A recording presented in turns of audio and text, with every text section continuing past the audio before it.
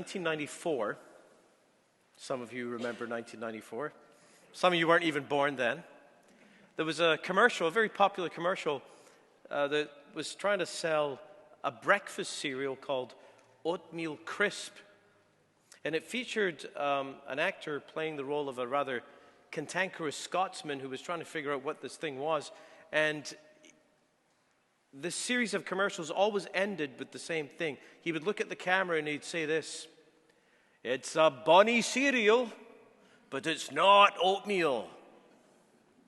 Does anyone remember that one? Good, I'm glad you do.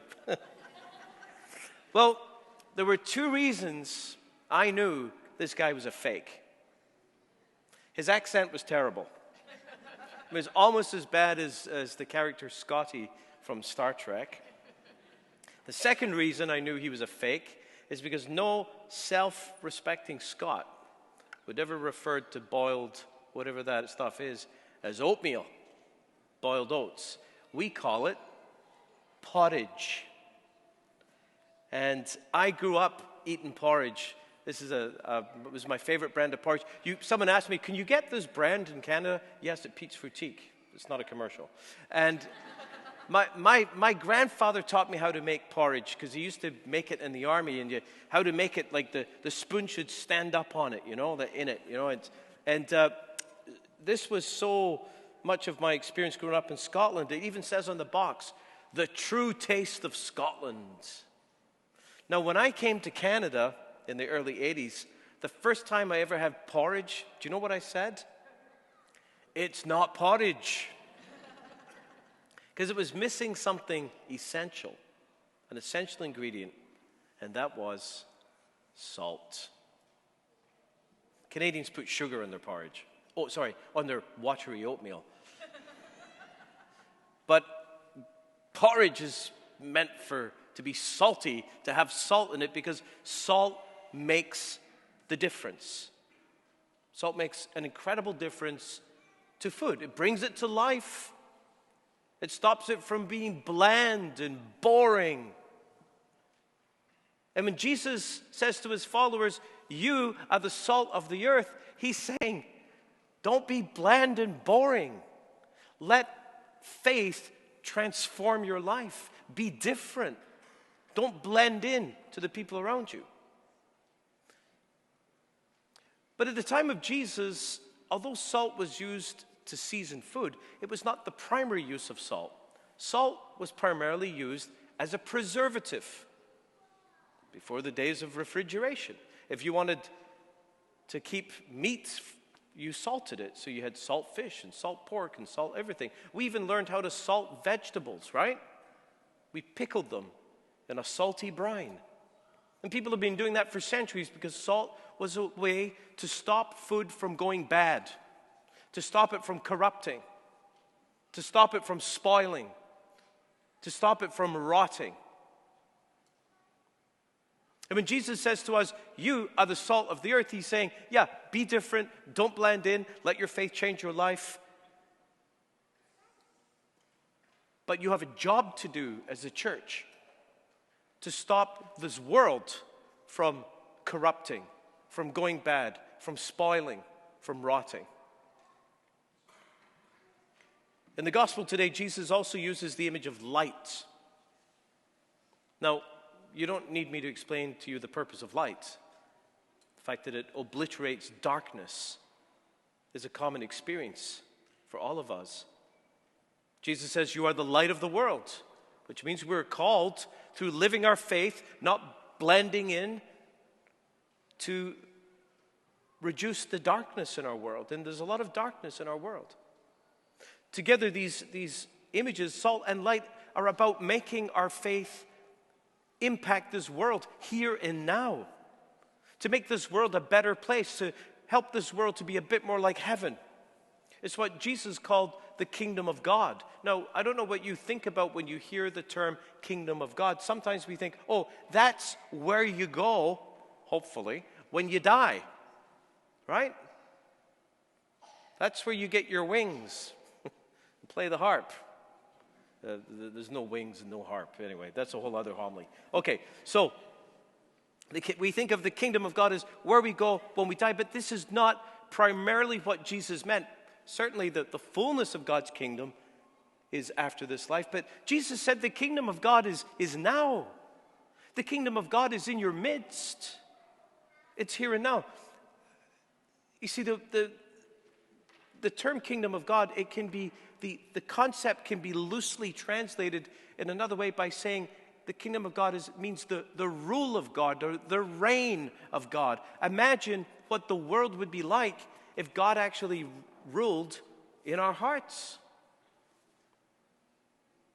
Imagine if God actually ruled, what the world would be like.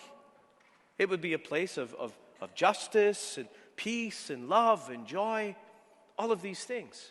But that's what we mean when we say, thy kingdom come. We're saying, Lord, have your way in our world, in our country, in our city, in our parish, in my own heart. May this world be a bit more like heaven.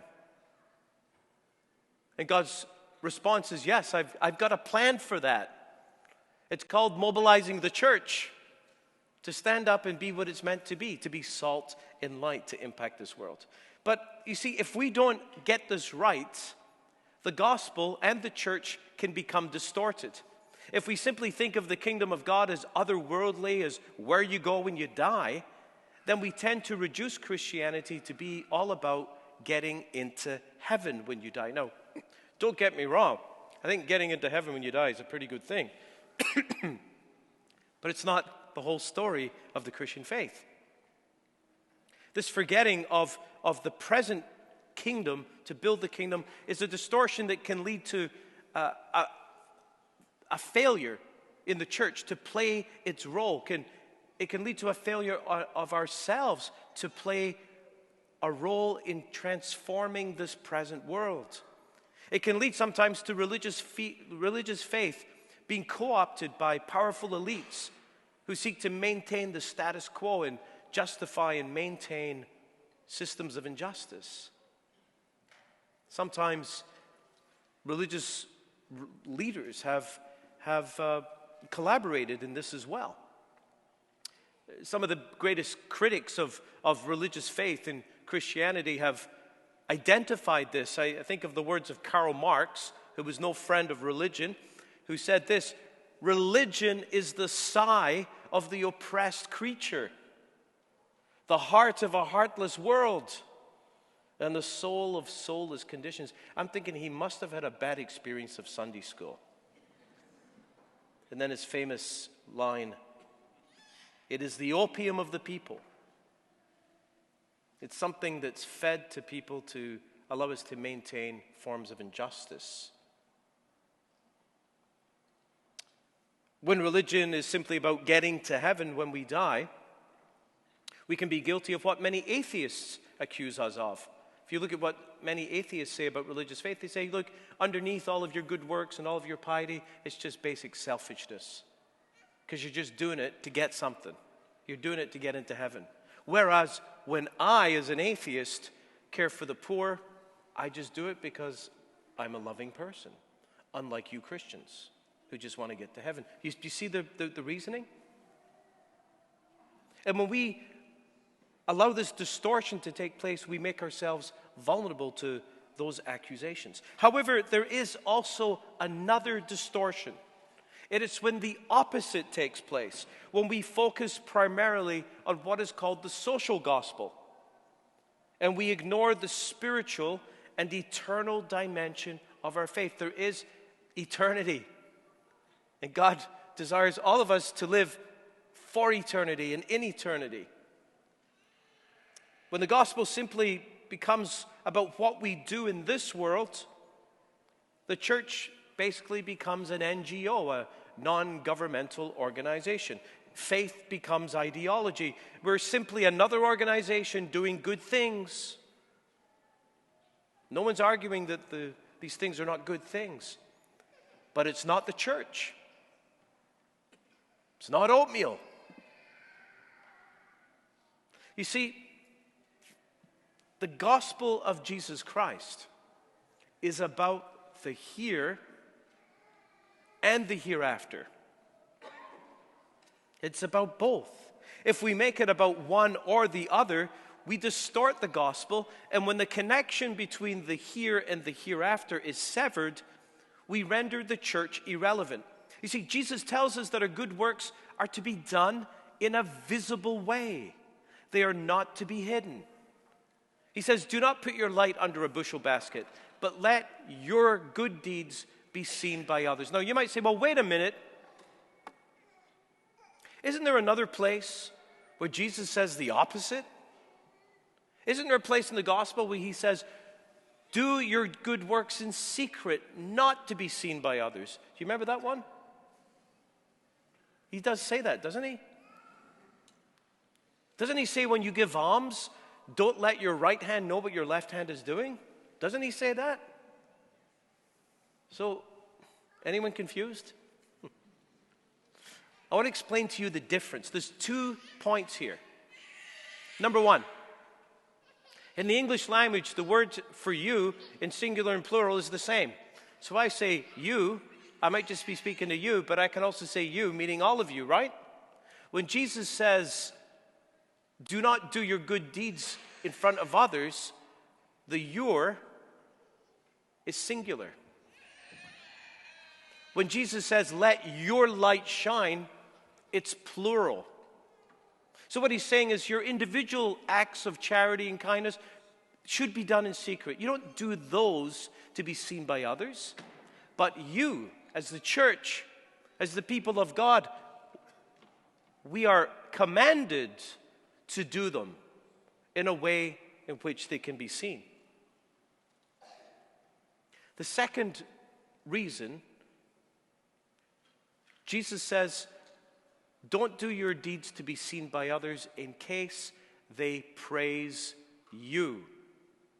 Don't do it for human appreciation, to be praised by other people. But when he tells us to do our good deeds publicly, it's so that God will be praised, right? So there's a difference.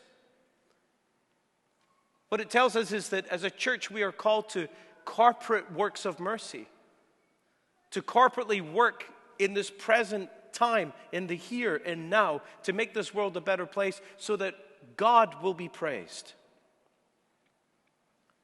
The gospel of Jesus Christ is about the here and the hereafter, and the witness of the church in the here is essential for the effectiveness of our mission for the hereafter.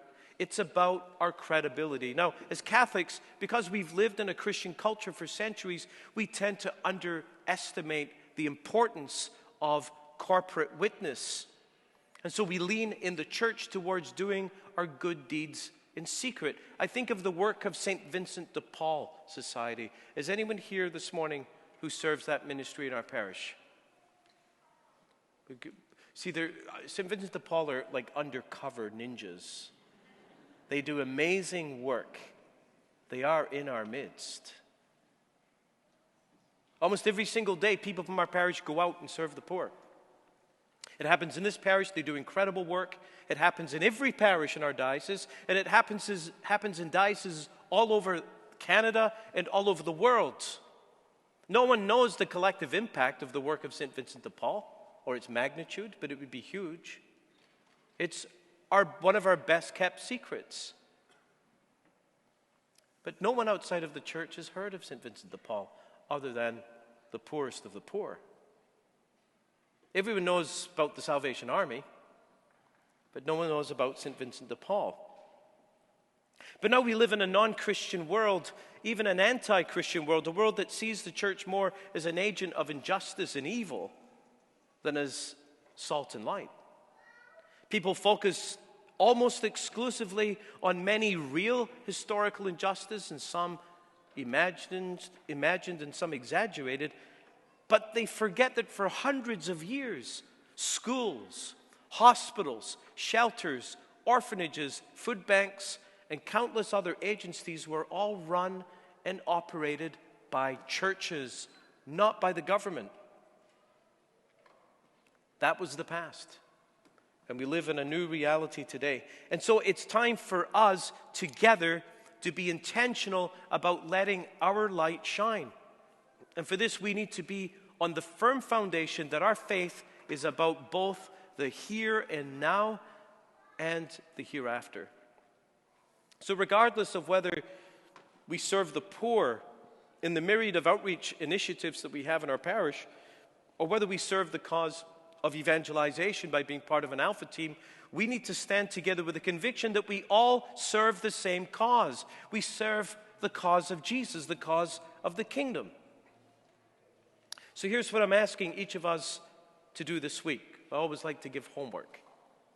I'm inviting each of us to take time to reflect, to prayerfully reflect and ask ourselves the following question: where do I lean personally in my understanding and experience of the Christian faith? Where do I lean? Am I more of a here and now Christian, or am I more of a hereafter Christian? Now, if you are more of a here and now Christian, are you willing to lean in the other direction? Direction is not a good word, but you know what I mean. Would you consider perhaps joining the next Alpha, or signing up for Eucharistic adoration on a Friday morning, or taking part in a Bible study, doing something to grow spiritually? And if you're more of a hereafter Christian, well, would you consider serving in one of our outreach ministries to the poor? And if you want more information on any of these options, please stop by our welcome booth, our very new welcome booth that's in the foyer. We'll be glad to help you. Because this is going to be so important for us as a church as we move into the future. Because some things are just not meant to be separated. Salt and porridge. I hope you remember that. And also our concern for the here and the hereafter.